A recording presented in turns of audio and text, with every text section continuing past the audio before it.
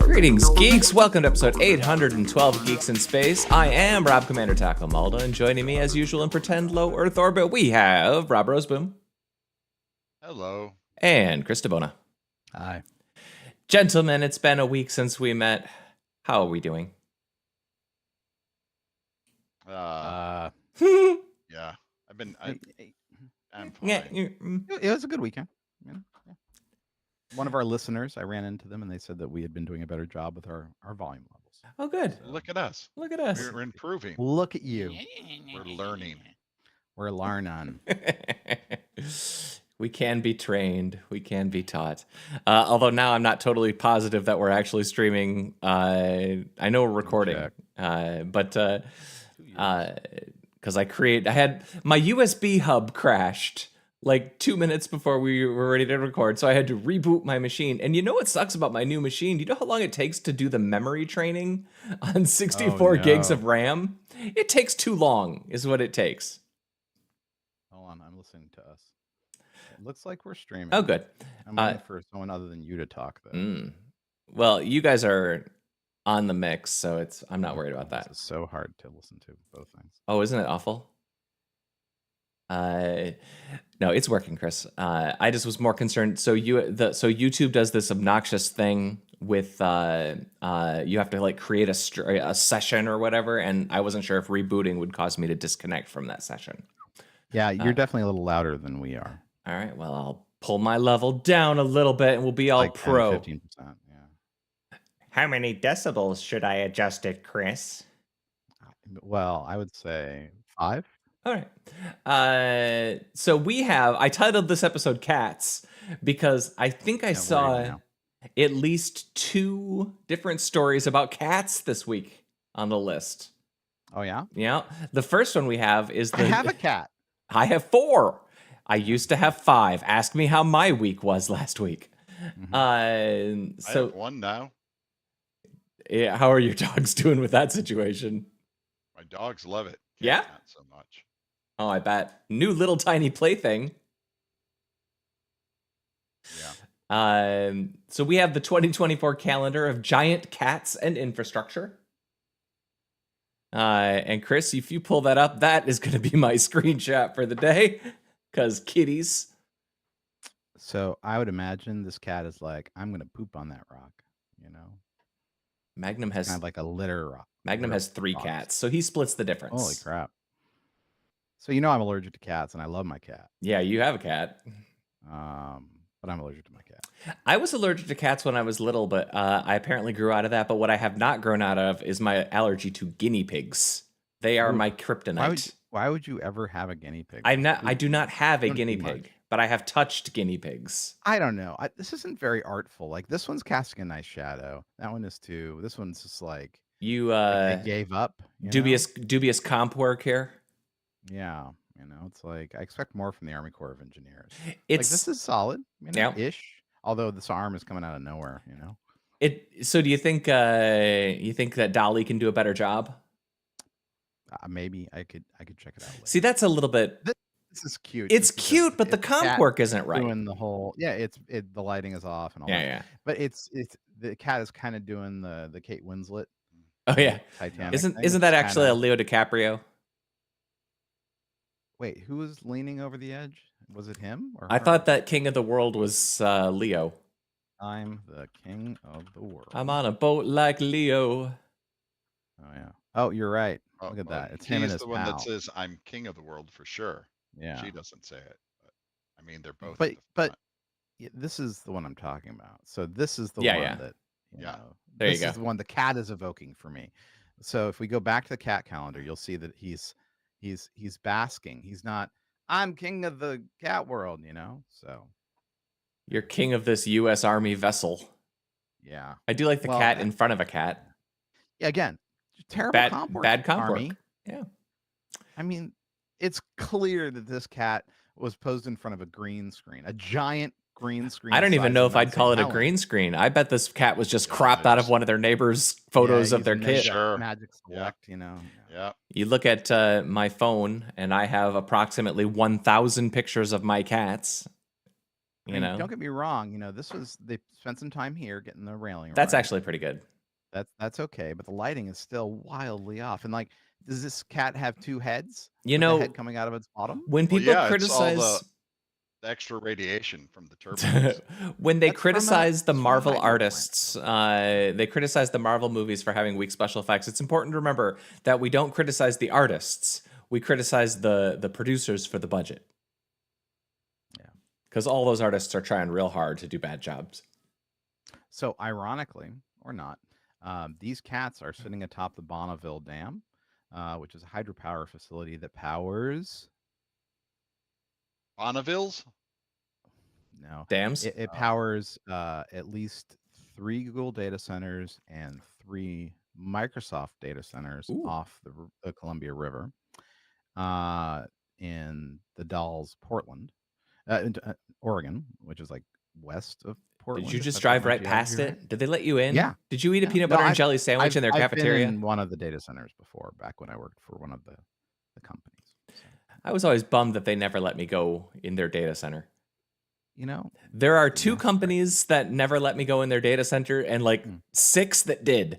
And the answers would surprise you. Tell me. Well, we're on Who a are the stream. 2? We're on a stream, so we won't say that. Okay. So Again, terrible comp work. I'm disappointed. Yeah. I am disappointed. meow. I like cat. That's kind of funny. That's if it was great. better comp. I mean, they're good ideas. That I can live with that. You can comp. picture looking inside there. It's like, hey, is this a box? If it fits, I sits. But Oh, for sure. but I'm so distracted by the lighting. So the next one on the list I shared because of you guys, the Lahaina Noon story. I've seen this before, but it's one of those things that I like. It's when the shadows are exactly positioned. The sun is exactly positioned, so you get no shadow. They call it Lahaina Noon. And of course, I thought about Fractured Veil. Well, ironically, this looks like a comp error too. Yes, it does. Right. The irony is if Fractured Veil looks like this, it means you did something wrong in your virtual Lahaina. We have 2 separate Elon-related stories. The first is SpaceX. Alan Alda? Yeah, Elno Marsh. Maersk, the shipping company? Yep, the shipping magnet. So let's start with SpaceX. SpaceX, they've had that Starship stacked for a while. They've been trying to get their clearance from the various government regulatory agencies. But it looks like they're going to be doing a test flight possibly in the next week or 2. Oh, that'd be great. So let's hope this one doesn't explode. And let's hope this one doesn't destroy the launch pad. They did build a flame retention system. Or not what it's like the water flame diversion direction. Yeah, flame diverters and stuff. Probably pointing towards the ocean, and then they'll go over and collect all the fish and have old catfish fry. That's right. Go fry the fish. Free fish. Elon's famous for being a pro employee, so they give them lunch. He's very pro barbecue. Yeah, give them all lunch on lunch day. So the Starship, the top or the bottom, because they sure did name that what do one they call smart. The weight to orbit, weight to Leo, lifting, like the poundage. The payload to orbit, 150 metric tons, fully reusable, 250 expendable. Okay, cool. All right, nice. No, Magnum. The NSA did not let me into their data center, but I could tell you some stories that I won't about those sorts of organizations. Let's see. So the other Elno related story.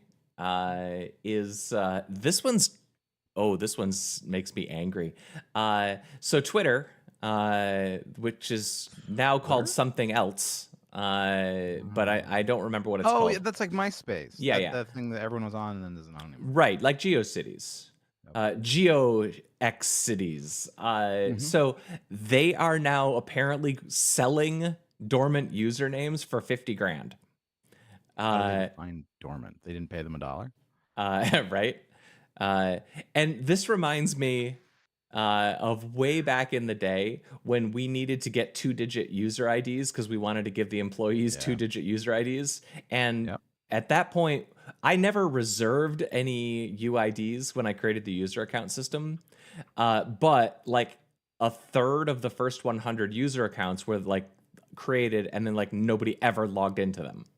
So we went through and like retrieved a few of those. And I actually felt really bad at the time. Like I felt like I was doing a disservice and like we had to do it, and there was no reason not to. Like I think all of these accounts that we ended up reclaiming were like ones that literally nobody had ever logged into or had like logged into the day the system was created and never logged into it again. But I'd never thought of trying to selling those things for 50 grand. I think if I would have done that, maybe we could have hit some different revenue goals. Or not. You would have found out exactly how much people value things. Well, $50,000 apparently. Yeah, right. So that's just like for all of the talk of integrity and truthfulness. There's been a bunch of stories like that. Like when people are quitting that service, they're like, don't delete your account. Because if you do, somebody else creates the account, takes the username, and then Yep. they're you, and nobody's gonna know the They difference. are you. Yeah. On the internet, nobody knows you're a dog Or a badly comped cat. or a Anyway. badly comped cat. What's next? Please make more USB cables. This is on my mind today. Show the picture to the nice people, Chris. This is that's a nice looking this is a cable from the new Elgato. the Elgato teleprompter, and clearly embedded into the plastic, it tells you that it is a USB 3.0 cable capable of 5 gigabits per second. Now it doesn't have power delivery numbers on it, but I literally have a tub of USB cables, and I have one of those little tester dealy boppers. And when I want to do something with a cable, I have to plug it into the tester dealy bopper and make sure it's the right protocol. And it's to the point now where when I have a specific USB related task, I just buy the new one so that I know that it has the power delivery. Like I know it's capable of, charging, 90 watts or whatever. Because if I reach into that drawer and I grab that cable and it doesn't have that nice engraving on it. So this is just my little old man shakes fist at cloud rant for the day. All cables should have that. It should be the law. Like I know that. Well, so the question is this already been satisfied by the markings on the side of most cables? So just get out your light up magnifying glass and look around. Oh no, this one. So this one's a garbage cable. Oh, garbage cable belongs in the garbage because it doesn't have any indicators of what it is. So there you go. You know what makes me angry is that garbage cables. Yeah, garbage cables. When USB-C started coming into vogue, I made a habit of whenever I needed to buy a USB-C cable, I only bought a red cable. Just because when you reach into the bin, you're looking, you got 12 cables in there. I know the red ones are all USB-C. And then they decided that USB-C would not always have the ability to transfer the right wattage, the full power delivery wattage. So now I feel as if I need to pick a new color that's just USB-C cables with power delivery. But then like you buy a new USB cable, every 3 months for some reason? I really want to charge by my couch, or my kid lost a cable. I don't know. Yeah. Anyway, I'm angry about this. It should be better. I can tell. This is the fix. Be better. Jerk bags. That's right. I think the next 3 are all from you guys. We've got artificial intelligence identifying geese. Oh, that's Yeah. nice. The funny part about it is it starts off talking about how this all got started because the geese researchers could identify the geese by ear. And someone starting was like, how the hell do you do that? I wonder if I could get a machine to do it. And they did. Well, there's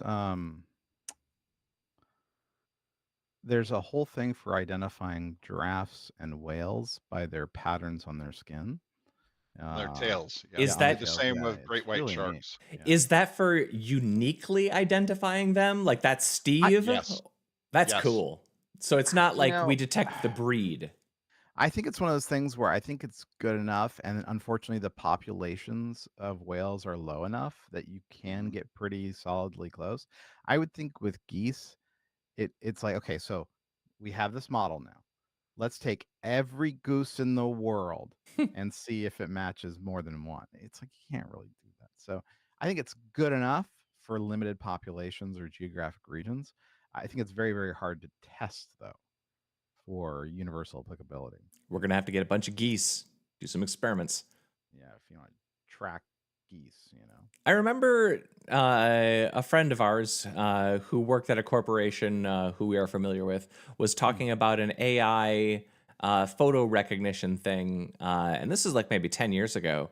And he said that their identification of birds had gotten to the point now where it was better than humans. Just at like take a picture of a bird. What Oh, okay. species Yeah. is this? And it was better than humans and could identify them even like when they're just a few pixels, really far away. And I thought that was pretty cool. I bet you that was Jeff Bates because he works at a big company. I'm not naming names of people who might work at faceless conglomerates that are Massive faceless embridled in lawsuits regarding monopoly powers. There's actually several of those now, so It's true. Yeah. hardly a day goes by. All right, the next one we have. This feels like it's the setup, the punchline for a boomer joke. Research right. finds that female frogs play dead to avoid mating with males. My darn wife, blah blah blah blah Yeah, blah. This story is just the setup. That's it. Yeah, It's just a joke setup. You should figure out. I'm sorry, I have a headache. If you are a scientist, like seeking research topics, your paper should 100% be designed that all it does is set up a punchline. If your paper sets up a punchline, you'll get media coverage. Yeah. It's like a hack for hacks. Sure. So, do we have anything to say about this story? Do you guys want to try punchlines? I think this So is the only the thing punchline, the only thing I can say is that I think that female frogs, after playing dead, realize that the male frogs maybe don't care. Oh, ew. I'm just saying, it's Ew. the animal kingdom. They're weird. They're super weird. Going back to the cats, I have two fixed cats, one of which doesn't care, and one of which really does. And they're all fixed, so who the heck knows what's going on? Yeah. All right, the next one that we have, I don't know which one of you posted this one. It's cats make nearly 300 different facial expressions, all of them adorable. It wasn't me, but I also saw this amazing story. I also found this story through It my is cool. trails. Was this must have been used then, right? Yeah, it was. My favorite part of this story is that they found that cats were excellent at identifying other individual cats, even though Oh. they don't recognize themselves in a mirror. Oh. The mirror thing, isn't that like one of those signs of intelligence, one of the standard tests that they do? Yeah, about whether or not you recognize that what you're looking at is yourself. There's only a few animals that pass that test. Cats Okay. aren't one of them, but they are good at identifying other cats as individuals. So what is this cat feeling? Help, I'm sliding slowly off the back of this chair and I'm going to die. And my role in this is to say, I am Mufasa, or I killed Mufasa. Yeah, this is facial expression number 263. The I'm falling off a stool facial expression. That's you've just been told that the person above you killed your father. How about this one? Oh. Yep, that's 73. Yes, Yeah. that's Right. stay away from the catnip. It's my catnip. Okay, now I have one more.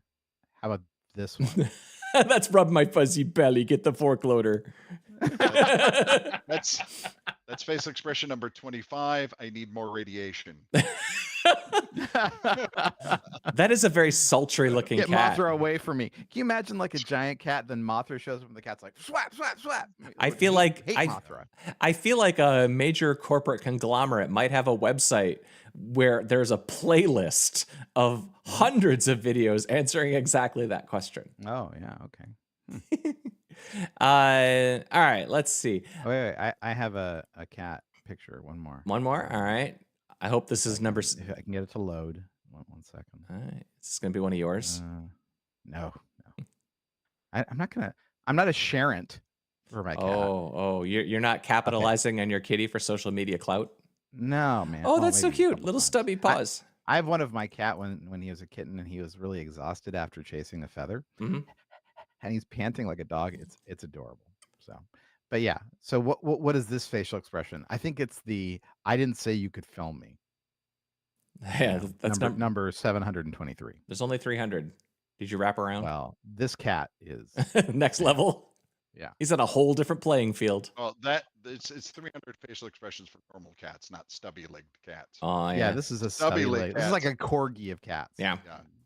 Has at least double the amount of facial expression. Core cat G. So I have a stubby-legged cat, but he has no tail. We've talked about that. I wasn't allowed to name him Detail. That would have been a great name. I know it would have, but we had to name him Nougat. All right, so media. Let's review media. Media. We got to rock and roll. Season finale of Gen V.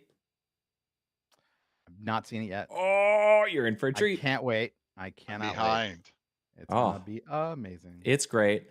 I have not watched the season premiere of season 2 of Invincible. Anybody? I have not seen it yet. I'm really looking forward to it.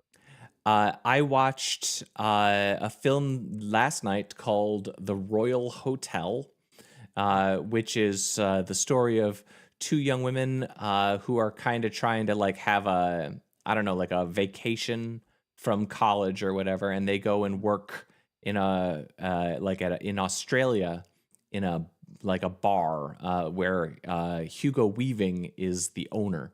And everybody is kind of awful and garbage. And I can't say that I'd recommend the movie, but it's I kept expecting it to turn into a zombie movie or something, but it's just more one of those scary movies that like humans are terrible.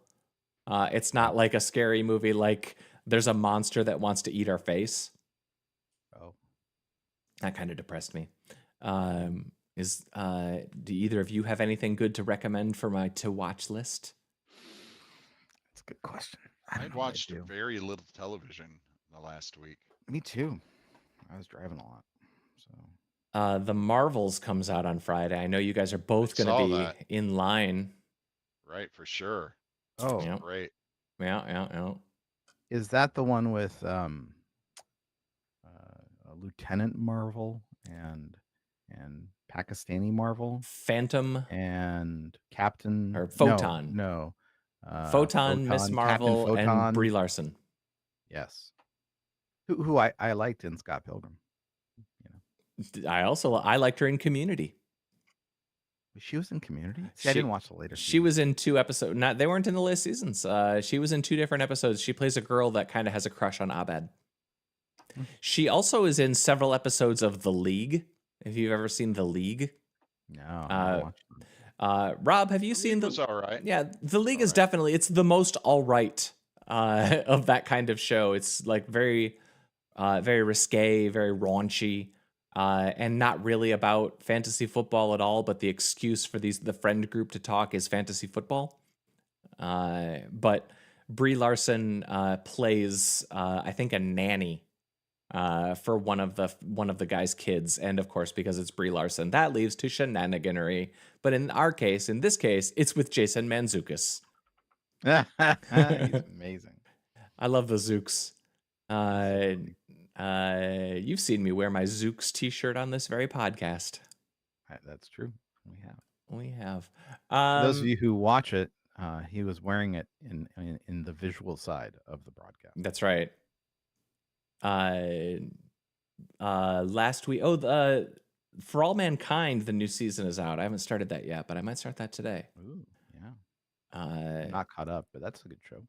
that's this season, I guess, is going to be more Mars shenaniganery. And I was reading an interview about how each season has deviated further and further from science. I don't know, like inspired by true events. They're diverging further and further with each passing season. Oh yeah, Magnum actually said that they and I noticed this as well. They put a sensitivity warning at the beginning of Gen V because the episode of Gen V contains campus violence, and literally every episode of this show Every is episode campus has that. violence. Like it's all campus violence. That's what that show Yeah. is. Do you remember when the guy exploded in the middle of campus above everybody? Right? Taking the principal out with in him. the opening episode. Do you Yeah. remember when the girl was with the guy and he was by being the guy, and so she blew his. shoot? Yeah. It might be the most violent campus thing I've ever seen on fiction. I mean, it's pretty violent. Without turning on, CNN and just watching the truth, which is even sadder. Loki, the finale of Loki will be Thursday, and I kind of liked what they did with the last episode. Is that a show? It is a show. Wait, Zen, have you heard of this Loki show? I heard something about it. I can't really place it. Yeah, fair enough. I kind of enjoyed what they did, and I'm looking forward to seeing how they end it. And I'm really glad that it's only 6 episodes long because there's not enough material there to continue. It's terrible. Yeah, I want it They to. they just need to stop before they ruin all of it. But they're not going to. They're just going to ruin all of it because that's the way that works. Yep. If you read the press on it now, the press is all about how they know that it's overexposed and they're going to stop. But I'll believe that when I see it. The Disney bought their stake in Hulu. And I'm sure that will only have good results, when you consolidate streaming services. It'll be fine. That'll be fine. Nothing to worry It'll about. be better for people because they only have to get one service. People love things. Yeah. Right. They love having Makes less it easier. choice. Yeah. They like being charged more for less. Actually, HBO was doing something garbagey too. They're taking their standard ad-free plan and they're removing 4K from it and cutting it from 3 simultaneous to 2 simultaneous streams and then raising the price. From free? No, this is HBO from their. This is like their. I thought you said there. No, this is the ad-free plan. It's like $15 a month or something, but I get it through AT&T, I guess. I did, but then I changed my phone, and now I don't have HBO Go or whatever it turned Hobo Go. into. HBO Max Go Plus Well, Supreme. Discovery and HBO are one thing now, right? I think so. Hasn't that So happened? you can go both Ghost Hunt and HBO things. Yeah. Pretty much. So one thing I did on the way back from California is I've always wanted to stop at the Evergreen Air and Space Museum, where they have the Spruce Goose. And so I got a tour of it, and it was kind of incredible, to be honest with you. Did they let you go inside it? So you can pay a little extra, and they'll let you sit in the cockpit and everything. Really? Which I did. So nice. I'm not gonna show you the picture, but that's the nice. cockpit over there where Howard Hughes flew the damn thing. This is the very, very tippy top, and they even let you stand on the seat, poke your head out of the window, Nice. and take a picture. And it's a little dusty, so no, that. But it was kind of incredible. Here's your so 8 cool. throttles. That's just another plane. That's cool. Yeah, so there's your right wing. And there's a pontoon on the bottom. I haven't uploaded my good pictures yet. These are just the ones I took on my phone. It was incredible. Oh, you can see the pontoon on this one here. So what museum has See this? a little idea of the scale as well. Yeah, it's crazy big. It's the Evergreen Aviation Museum in McMinnville, Oregon. It's like about a 30-minute drive from Portland. So yeah, and this is the aviation side. The space side, incredible. And then just littered around the yards around it are like all these planes, fighters, and they have like That's 3 cool. 747s. One they've made into a water park, because they're the company that That's what you mods do. all the 747s for Dreamlifters and the rest, right? I Yeah, like you could just like look out any random window and it's like an Yeah. F-15, whatever. But yeah, so Yeah, I this was view, this is the view I want you guys to really appreciate. So what you're looking at is you're looking down the wing Oh, from the wing root. So every time you see these like lines like this, there's 4 of them. That's the mounting for each the engine. engine mounts. Yeah. Each 3,000 horsepower Wasp double or something, or Wasp major. Yeah, so he had 4 of them. And the thing is, you can go basically all the way out, right? And do things, I don't know, while you're flying inside the wing. You can even climb down and maintain the wiring on the lights on the pontoons. You can't go all the way into the pontoon from the inside, but yeah, it's a crazy plane. You know what? Hughes was like among perhaps the richest people of his era. Yep. And I like that what he chose to do with his money was to build something kind of insane, but like he did something like cool with his money. But sometimes I think, wouldn't it have been a really good idea if he bought something that people generally liked and then ruined it? Yeah, exactly. That's what people really wanted from him. That's what billionaires should do. He did also buy out whole flavors of ice cream, and then later a bunch of doctors and collect his urine and toenails. So I mean, No, he did spend stuff on different things. We talked about this, me and the guy, and he's like, the thing a lot of people don't know about Hughes is after his accident, and that was in the Aviator where he crashed. Yeah. He was on painkillers. He was on opiates. Yeah, he was on like JFK level opiates. 5 years. Yeah. Right. So he's like, yeah, by the end of it, I mean, he was not in great shape. No. Mentally. And it was really something though, because like after the congressional hearings, and he flew the Spruce Goose, and he was actually going to fly it to 1,000 feet or so, but when they were prepping it, the people who were preparing the aircraft for flight forgot to remove the please remove before flight stuff for the right horizontal stabilizer and elevons. Okay. Because they were told they were just going to be taxiing around in the water. Oh. So yeah, so he took it up to 25 feet, 50 feet above the water there in Long Beach, and he was like, oh, I can't go further up, I guess I'm landing. So yeah, because he started pulling up, and I was like, he's like, okay, we're gonna come back down now. Undo.